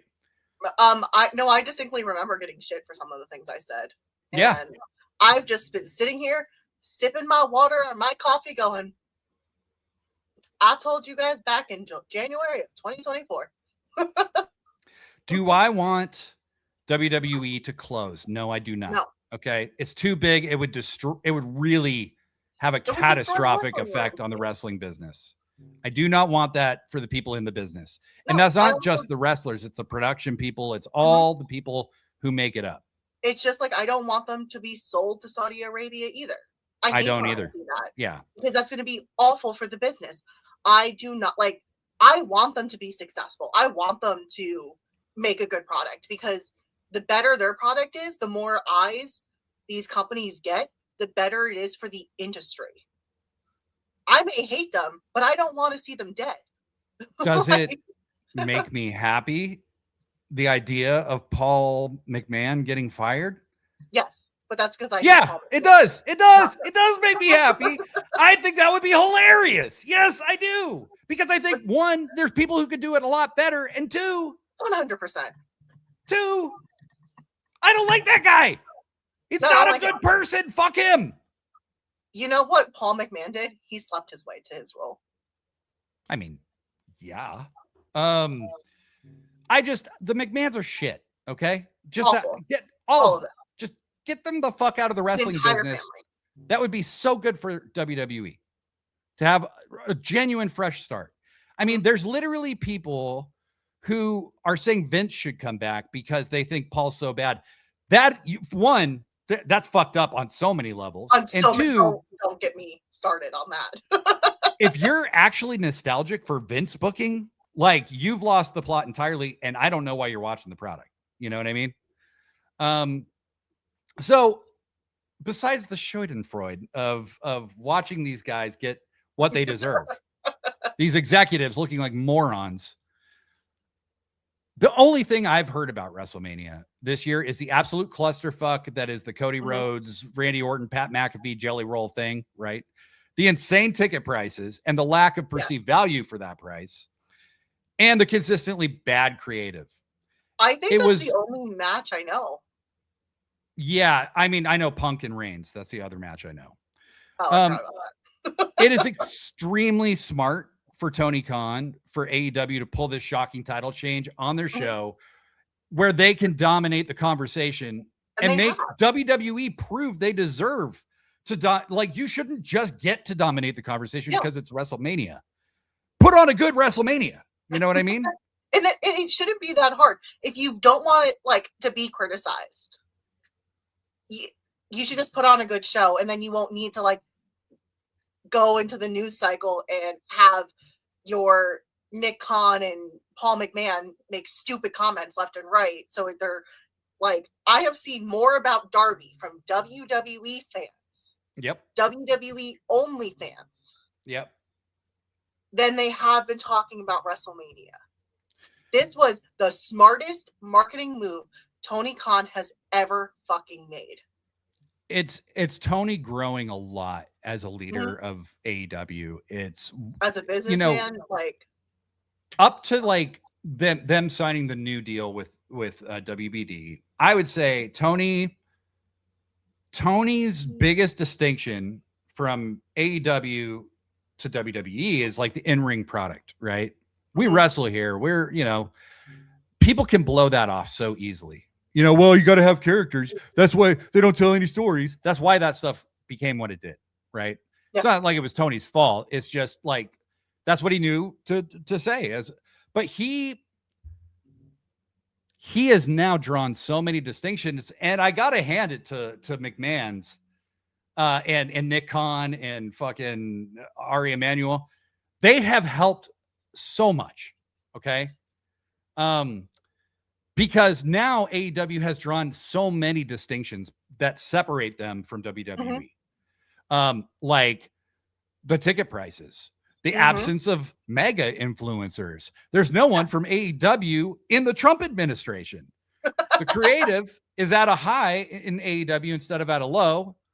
And AEW has been clearly expanding their tent. I see people on threads all the time saying, I'm watching AEW for the first time. It's so fucking good. Yeah. It's been pretty consistent now for almost a year that I've seen that. And then asking to be caught up on stories because they watch for the first time and are going, what the F is happening with these stories? Because they have now learned that there is legitimate stories happening. And AEW is clearly putting on the shows now for these people who are coming over, but without betraying the weekly viewers who have been loyal. They've done a really good job at explaining stories while not making it the whole show. Right. And putting on the matches we still want to see. So, yeah. So it's like AEW is not going to catch WWE like revenue wise or anything anytime soon. Okay. But that's not even the point. What it is this thing with Darby was like, hey, you're not going to be the toast of this week unless you earn it. Yeah. We're not just going to roll over and let you have WrestleMania because it's WrestleMania. Put on a good WrestleMania and earn it. Take it from us. It's like the AEW is wanting to push WWE to put on a better show. Yeah. Because I think even Tony knows the more successful WWE is, the better WWE is doing, the better it is for the whole business. Like, and not just because Tony cares about the business, that he cares about wrestling. He doesn't just care about his business. And that's why he works with so many other promotions. It's why he helps promote so many promotions. He cares about the health of the business. And I think it's showing right now. And I think what we're seeing is competition. This is AEW is well known enough now to compete in the perception wars. Okay. Yeah. And they had to be around. You see what branding means, right? Like 20 years of unfiltered WWE branding with no other national promotion was a very big barrier to overcome. And they've done this in, 7 years? Right. It took 7 years, but here we are. And now they're in a real battle here. And this is why competition is good, because you know who determines the winner? Us. We do. Yeah. Not them. WWE doesn't get to tell you they're the winner. All right. They've been telling you they're the greatest, they're the best, they're the most wonderful thing for decades. And now they have to prove it. Right. And WWE and AEW isn't the new kid on the block anymore that you just get to kick around. They don't know what they're doing. They don't have all these influencers in their pocket anymore. Right. So like now you got to earn it. And I don't think Levesque, I don't think Paul McMahon has it in him to earn it. I don't think he does. No, because he's a Nepo husband who slept his way to the top. He doesn't. I have said this for a while. I think Paul McMahon got very lucky with the first 2 WrestleManias. He had a built-in story. Yeah. We saw, it's why there was such a high for them story-wise, because there were already built-in stories. Now that he's had to create stories, it has been, he has shown that, sure, he did well on NXT. NXT is a different ballgame. He is not able to play in the big leagues and creating compelling stories. No. Like, meanwhile, Tony Khan is like, I mean, I know this is like big talk, right? I know to some people this will sound ridiculous, and I don't care.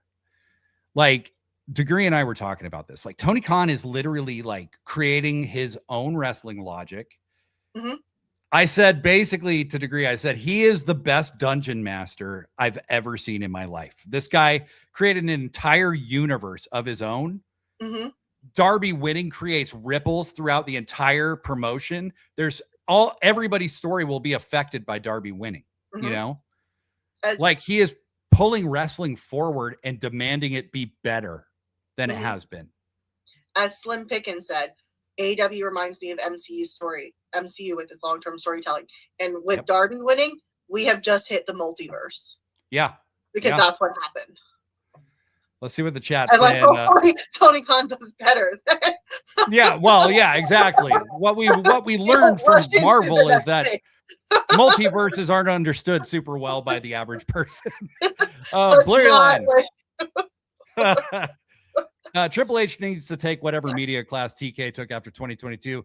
I don't think that would work. Honestly, I don't think I think it's an entitlement. I don't think he's willing to learn.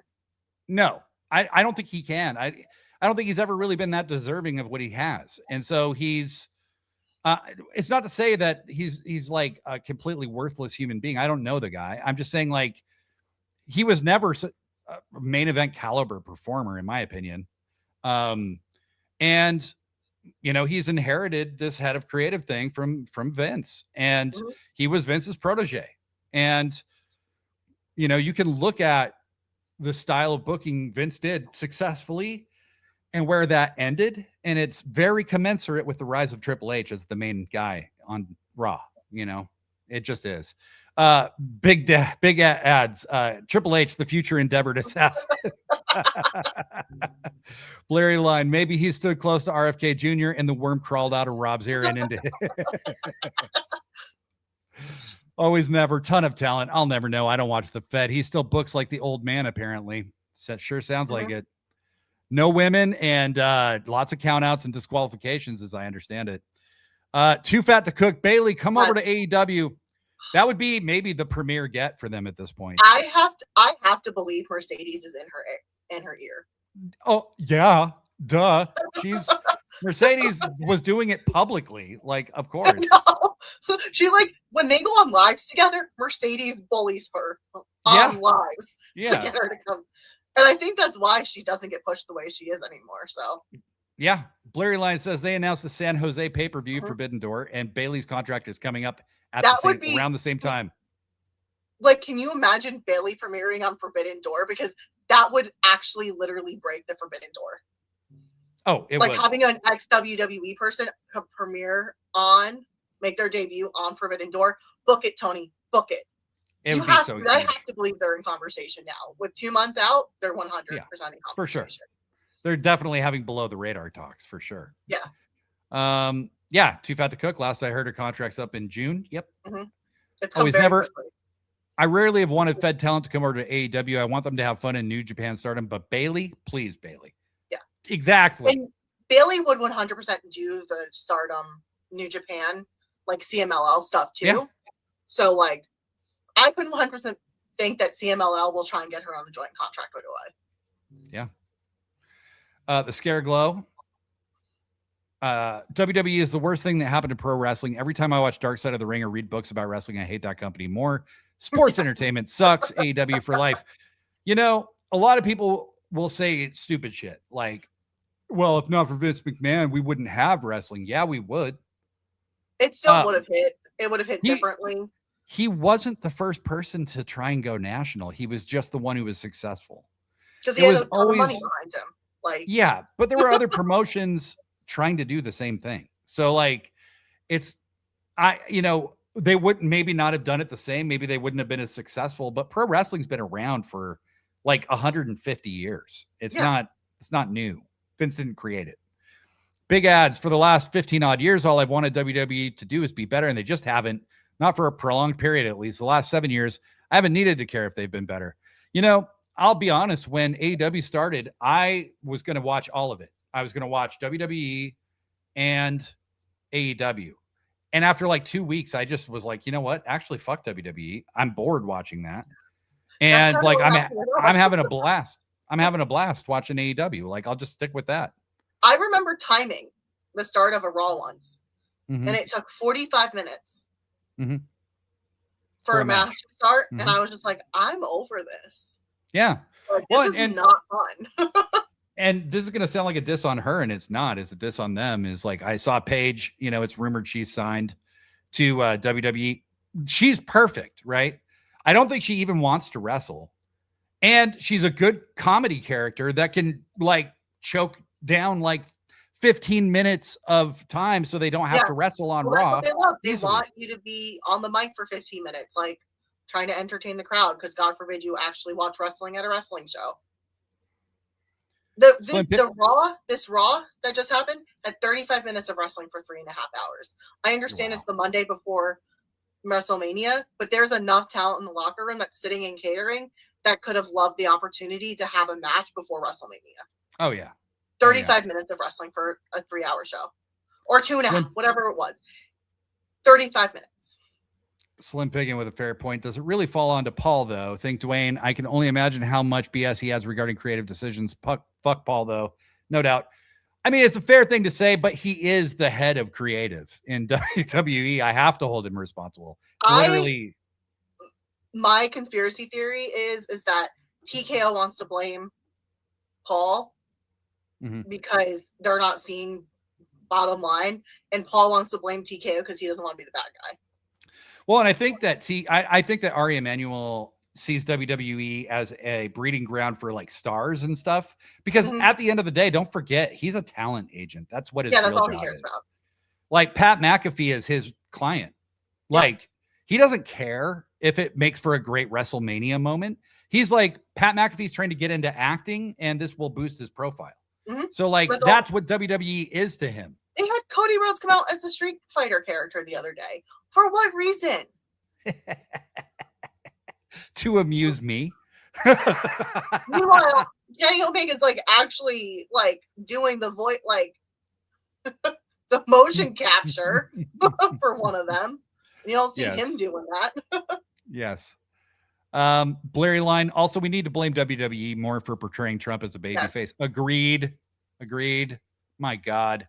Scareglow. The argument that WWE makes more money is a bad argument. Is our favorite band, movie, or book the one that makes the most money, or is it the art that speaks to you? I've been saying that as a guy who's put out a lot of records and stuff. I've been saying that for years. Yeah. The Velvet Underground sold 0 records in their own time, and they're one of the most legendary bands of all time. The Stooges made $0 in their own time. One of the most influential punk bands of all time. Guys, I hate to do this. I got kind of a heart out today because I have some stuff happening tonight. So we're going to just keep reading, and then we're going to sign out. Is that cool with you, Books? Yeah, that's fine. You got anything more you wanted to get in before I start reading? Like, are you reading comments, or are we going into our shit. Yeah, we didn't talk about our connection. Okay.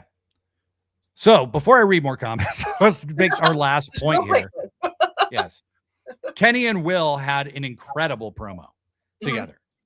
I think this is the best acting I've ever seen from Kenny Omega. Oh my goodness. I was very mad. I was upset. I'm still not okay.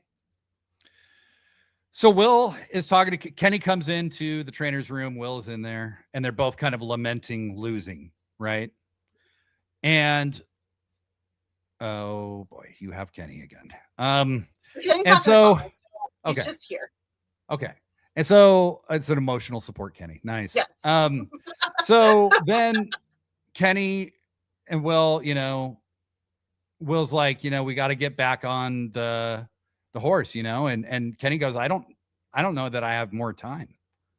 And Will goes, hey, mate, like we both have more time. We both have to get back there and do this. And Kenny's like, I don't know. And Will kisses him on the head and says, you're my hero, and walks out of the room. And Kenny just kind of like, he's got tears in his eyes. And he goes, I'm your hero? Well, maybe I can't give up. In the arena, as this is happening, we are booing Kenny when he's like talking about giving up. And then when he's like, maybe I can't give up, we popped huge. Is this the main event of All In? I think so. Is this foreshadowing the main event of All In? Yes. So this is my new theory. 1, Kenny needs the Young Bucks more than he thinks. The Young Bucks need Kenny more than they think. That's going to help Kenny refine his Kenniness. But I do think now it's going to be Kenny beating Will at All In. You think Kenny's going to beat Will? Yeah. I think Will's going to I think Will might beat Darby and Kenny will beat Will. See, I see it the other way. I see Kenny beating Darby. I think it's going to I'm with Larry the line here. It's going to be Kenny's going to help Will. It's going to I think Kenny's going to win as a heel. Oh, okay. Interesting. I hadn't even thought of that. Because Kenny's not winning as a face. Kenny's been a heel many times. I mean, he's not winning as a face, so. Wow. Wow. Wow. And him beating Will at All In would give him it would give him heat, but in the best way, not in a crowd actually hates him. So you think, will he turn heel in the match to beat Will? Yeah. I think so. I also think Kenny is going to win the Owen. And that's going to help him I really like find himself again. Because I think that would, if I was Martha, I would want someone like Kenny to have that lineage of like Kenny's name to be in that lineage. Guys, I'm not in control of my body at the moment. Like, I'm just dancing in my chair because I really, really like this. Okay, this for a long time, and I'm like, I would put Kenny's name in the Owen Hart like lineage. Yeah. Kenny also, wins. He'll wipe his ass with the British flag at Wembley like Will did in Canada. Blurry Line says. Yeah, it would just. I think it would just like refuel that rivalry too. A little bit, and I think I don't like Kenny may not keep it that long, but I think it would. Kenny is a better champion as a heel, not as a babyface. Oh, I agree.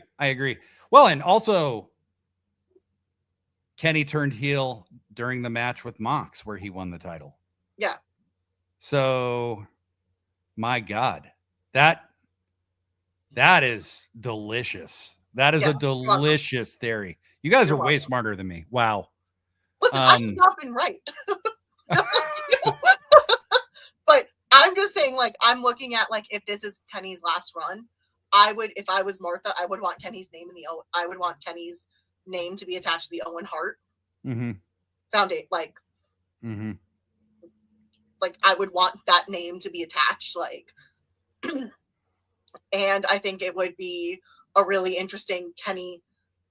Will wins. Kenny is his hero. Like, this is the first time Will has like acknowledged Kenny outside of like Will was his protege, right? And now Will is saying like, okay, not only was I your protege, you are my hero. You are someone I look up to. You are like, it would be like Mariah and Tony, but somehow so different and like so good on a different level. I'm just thinking about that promo now through this perspective, and I'm like, oh wow. Yeah. You can see how they set it all up.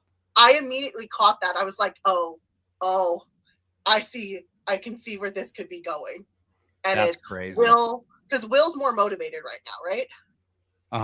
So Will maybe beat Darby at like Double or Nothing, or Forbidden Door or something like that.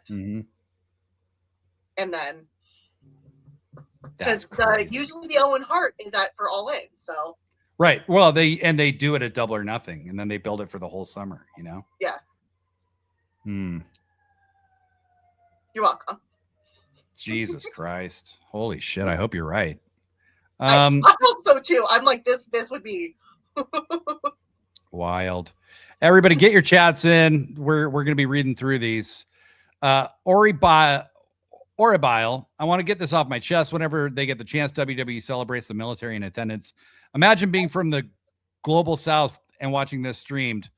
Yes, exactly. I mean, imagine you're like in a place the WWE that the US is invading or like, occupying. Yeah, absolutely. Big ads. All he did on NXT was take talents and stories that worked in Japan or ROH and repackage them to Fed heads who hadn't seen any of it. Exploitative is the word. Exactly. You don't think Sami Zayn and Kevin Owens had ever feuded anywhere else before? I'm really sorry. I just got tagged in something. Darby posted this, like, I don't know when, but MJF is texting him, "You cheated. Give me my belt back. Block me as many times as you want. I'm going to keep contacting you. I got mad burners. You hit me in the nuts, you little shit. You're a fucking nobody. You don't deserve that belt. Give it back." I saw your mom in the crowd after I take my belt back. I'm going to send you a video of me begging her. She's ugly as shit. Jesus Christ. I'm really sorry. I had to stop because that is hilarious. The Scare Glow. I'm Canadian and I hate Nickelback. I believe this was in response to a different comment that I skipped over. Sorry. Always Never. I love that Tony doesn't lean on all the usual wrestling tropes. I love how unpredictable the product has been the past 2 years. I feel like he listened pulling a lot from book stuff, which I love. I feel like he listened to the early episodes of this show and was like, "Oh, you fucking smartasses think you know so much? Fuck you." And then he just has humiliated me and dunked on me for 2 years. Slim Pickin', I'm Scottish and black, and I do too. The Scare Glow, hell yeah. Some pick. Okay, we're talking amongst ourselves here. Always Never. I never liked Paul, and I like him less now, and I never liked the McMahons. I feel vindicated. Hell yeah. Hell yeah. Scare Glow, my wife and I were in Vancouver. We would have went to Washington, but we are boycotting the States for now, which is sad. My mom was born in Seattle. I don't blame you. Don't blame me at all. All right, let's so yeah, Blurry Line says Kenny's going to help Will win the title, then turn on him because he feels like he needs every advantage to help him get one last reign. Yeah. Oh, that's good shit. Scare Glow, I love how AEW can elevate their stars when they lose. Kenny, Will, Mox, Roderick Strong, etc. Totally. Slim Pick and heel Kenny, sign me the fuck up. Yep. Yeah. Agreed. We definitely need a heel Kenny. Yeah. It's been way too long. The Scare Glow, I'd love to see Kenny as the cleaner again, please. Like one big crazy heel run with the title. That'd be fun. That'd be damn fun. He is Sephiroth. Like, you don't have the One Wing Angel as your thing, and you don't have like a heel theme, and you don't be heel. Yeah. Like, well, even so, great comment from Blurry Line here. AEW and Will and Kenny in particular do not forget anything. Did you notice in the MJF match, like they almost did a replay basically of what happened with Swerve and Kenny when he pulled Aubrey in front of the V trigger. MJF pulled the ref in front of, and that was where Kenny was doomed. Like that happened in the Swerve match. He was screwed, and it happened in the MJF match. That's where he got screwed. There's this poetry to everything Kenny Omega does. That is, he's so much more than just like a great athlete. You know, he's one of the greatest storytellers ever. Big ads. I think Kenny versus Will is the Owen final. Winner will face MJF at All In after he gets the belt back from Darby. Interesting. Blurry Line, they remember like that. Yeah, I could see that happening. Blurry Line 7, they remember every detail that could be picked up on. You know, the Bucks are that way too. Every time the Bucks have ever beaten FTR, Matt Jackson loses one of his shoes. Seriously, he loses one of his shoes and super kicks a guy with his bare foot and pins him. It's just wild. Kenny is watching the guy he entrusted New Japan to after he left, the guy who he'll entrust AEW to when he retires. He's not ready. Slim Pickin', I'll shut the fuck up after this. When do you think we will get Jay and Buddy returning? Let's not give it up on Jay White. I'm not talking about it. Bex has put out a missing poster for Jay White because we're just at. We need Jay White back so bad because Jay needs to be an AEW World Champion. Like, and Buddy, you know, it turned out his foot was in real bad shape. He had nerve damage in his foot, so hopefully he can return. Hopefully he's the same guy when he does. And same for Jay. I know Jay ended up with shoulder surgery, which is very serious surgery. Say, it sounds like Rhea's going through some stuff too right now, so I wouldn't be surprised if that affects Buddy returning. And props to Rhea, by the way, for being so open about what she's going through. You can listen to me rant about it when Books and Backs comes out. So fuck all the people on Rhea. She's like, she didn't owe you guys an explanation in the first place, but huge guts to be able to talk about that. Blurry Line 7, I got Mad Burners is fucking iconic of an MJF line. I actually like MJF have Mad Burners too. So Blurry Line 7, the Scare Glow claims he woke up one morning and discovered the truth. America stinks. The Bret Hart quote. Yes, I love that. You know. Slim Pick and FYI, the Scottish and Black comment was regarding Nickelback and how just because a band has the most money doesn't make it the best. Yes. Just want to let you know. Yeah, I agree. Like Nickelback sucks. But also most of the things that are hugely popular are not good. They're just popular, you know? And that's something that I feel like, you know, it's not like people who are younger don't realize this. It's just like, you know, I'm like right on the cusp of Gen X. I'm a Zennial, right? Cusp of Gen X, very beginning of millennials.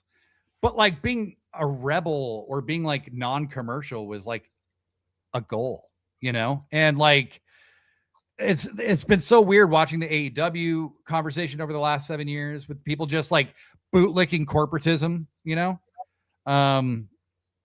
Yeah. Anyway. Tino, my man, just coming in. Don't know what we're talking about. Books is right and Blade is wrong. Well, fair enough. Probably correct on that one. Always never. I love how AEW doesn't forget shit. We don't need long promos. We have years of stories to pull from. Very good point. Very good point. And in the odd time you do get a long promo, there's a good reason for it. Yeah. I think one of the earlier episodes on here, I said, to me, AEW storytelling is reminiscent of like a Tolkien, a Game of Thrones, on how a small detail from a random sentence in one book will be so important like 8 books later. Yeah. And as we've gotten, I feel like that's now like a year later that I said that, and I'm like they've proved it over and over again. Tino Ibarra, Nickelback is Canadian Creed and vice versa. In our last comment, who is it from? Oh, it's from my cousin. I won't hear the slander about Nickelback. I'm going to mind my business and look at this photograph from that video. Now I'm singing this song instead of. Oh God. Oh no. I don't want that song stuck in my head. Tony, I knew when we were talking about the Nickelback slander, Tony was going to get upset, and they are his favorite band. And I'm sorry, man. Definitely got more Tolkienian with Leo Gollum Rush. Yes. Very true. We didn't get to talk about that. We will talk about that when I come back in 2 weeks, because next week I'm taking it off because I'm getting prepared to launch Pro Wrestling Forever. Make sure you search for Pro Wrestling Forever Pod on YouTube, and please subscribe, because a week from Monday, that's Monday, April 27th, Professor Degree and I will go live with our very first episode. Books, where can the people find you? I'm at Books and Bodyslams everywhere. And I Blade Daily everywhere. And if you haven't yet, make sure that you subscribe or follow the podcast wherever you listen to podcasts. Make sure you follow our YouTube channel at Sit Down, Shut Up, Mark Out. And until next time, I'm Blade Daily. And I'm Books. Oh, wait. I'm also Kenny. No one kicks out of the one-winged angel. Pro Wrestling Forever. All right. Hey, I want to thank everybody who tuned in so much. Books and I love you guys. You make this so much fun. This is one of my favorite parts of my day. Yeah, thank you for hanging out with us. Like, this is like a night off doing this every week, and like the editing is a lot of work later. It may not always sound like it, but it is. So thank you all for supporting what we do. It means the world to us. We'll be back soon. But until then, we'll talk at you later. Books, you stay here. Everybody else, peace.